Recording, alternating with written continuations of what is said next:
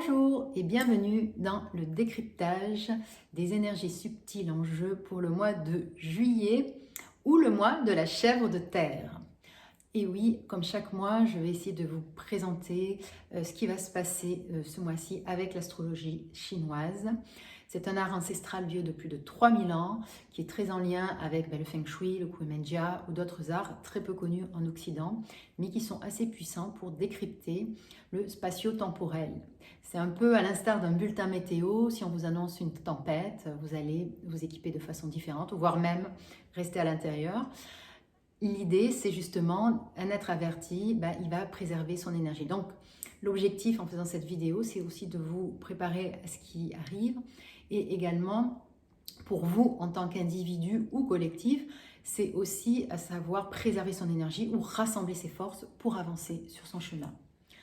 Alors, l'énergie de la chèvre de terre, elle débute le 7 juillet et elle court jusqu'au 6 août. Les calendriers sont décalés, ne sont pas tout à fait les mêmes qu'en Occident.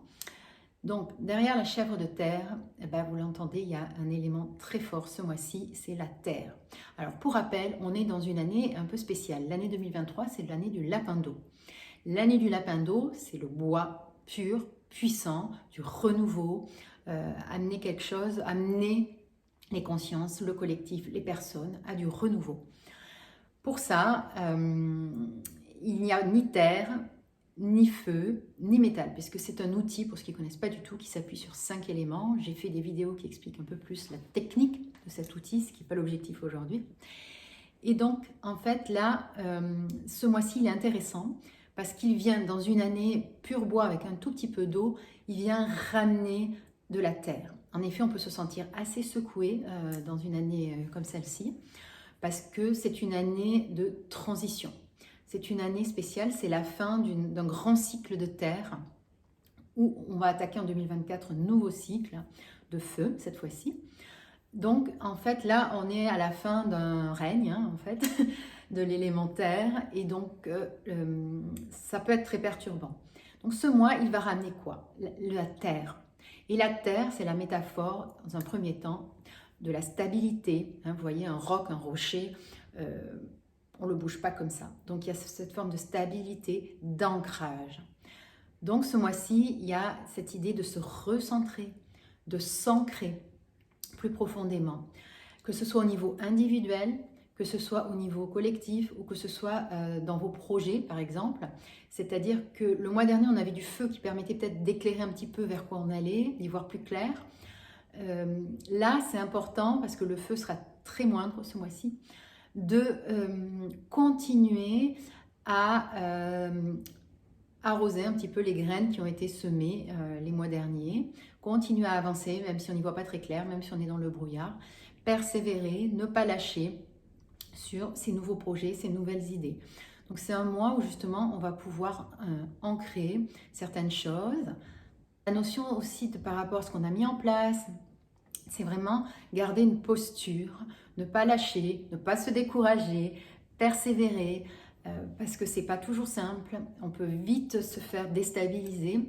Donc ce mois, il va ramener un peu de stabilité, il va permettre de se recentrer.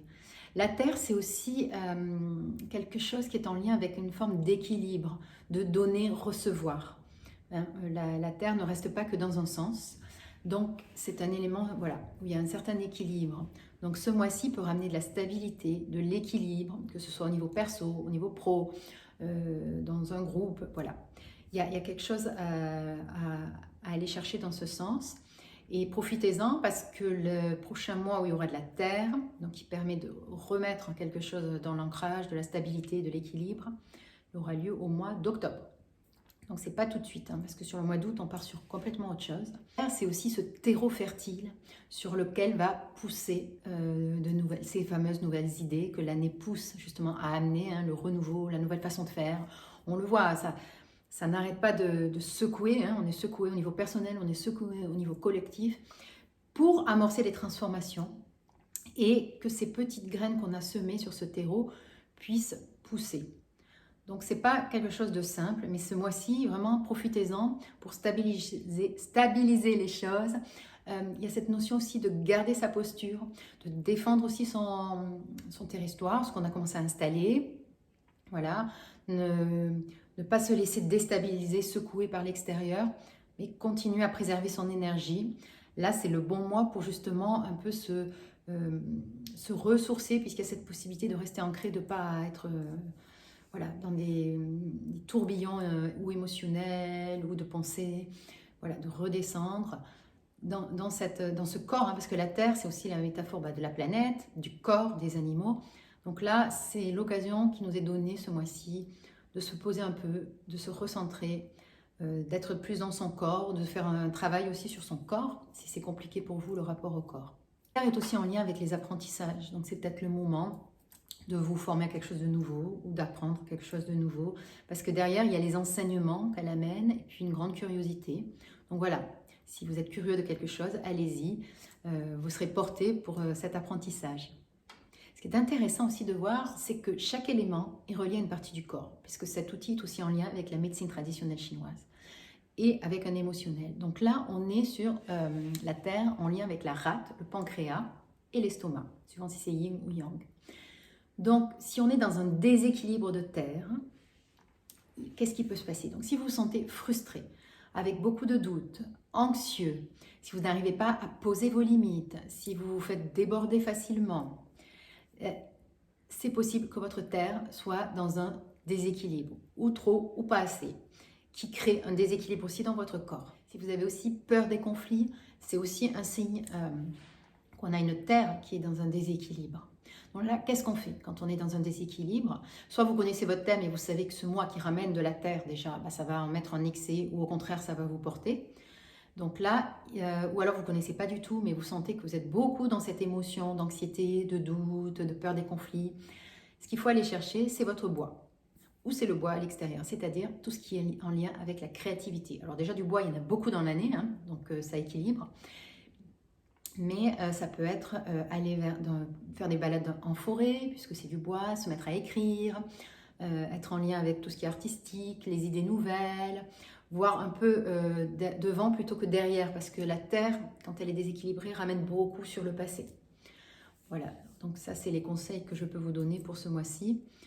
Si jamais il y aurait un déséquilibre de terre, et puis un excès par contre de terre, ça ramène vraiment à ne pas bouger de ses positions, rester campé sur ses positions. Donc là, il faut devenir un peu plus malléable.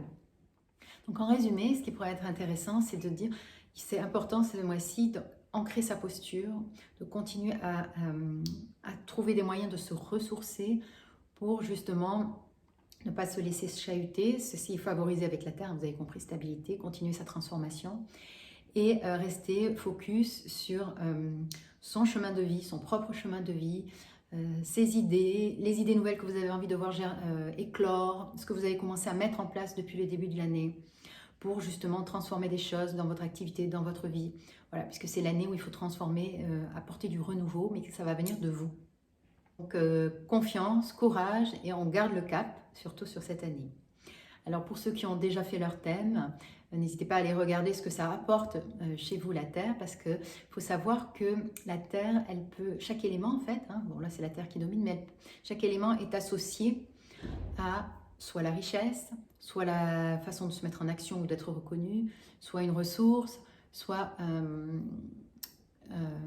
votre essence, votre maître du jour, ou bien votre pouvoir, votre autorité naturelle. Et en fonction de votre thème, justement, le fait que la Terre arrive, ça va avoir quel impact sur vous, votre individualité, votre personne? Qu'est-ce qui va se passer pour vous? Voilà, quelqu'un qui est la Terre associée à la richesse, ça va créer plus d'abondance dans sa vie, hein, pas que financière, mais ça peut être de plein de choses, puisque celle-ci est aussi accentuée. Donc c'est une autre façon de lire les énergies quand on a son propre thème individuel. Voilà, merci beaucoup pour votre écoute. Puis on se retrouve le mois prochain pour décrypter les énergies du mois d'août. On part sur une toute nouvelle énergie, rien à voir avec la Terre. Je vous ai dit, prochaine Terre, c'est au mois d'octobre. Et puis si vous êtes intéressé pour aller plus loin, pour approfondir votre thème, pour décoder un peu le spatio-temporel, ce qui peut, comme une petite guidance, n'hésitez pas à me contacter. Et puis abonnez-vous à la chaîne pour être averti des prochaines vidéos. Un like, un commentaire, ça fait toujours plaisir. Très bonne journée, très bonne soirée. À bientôt.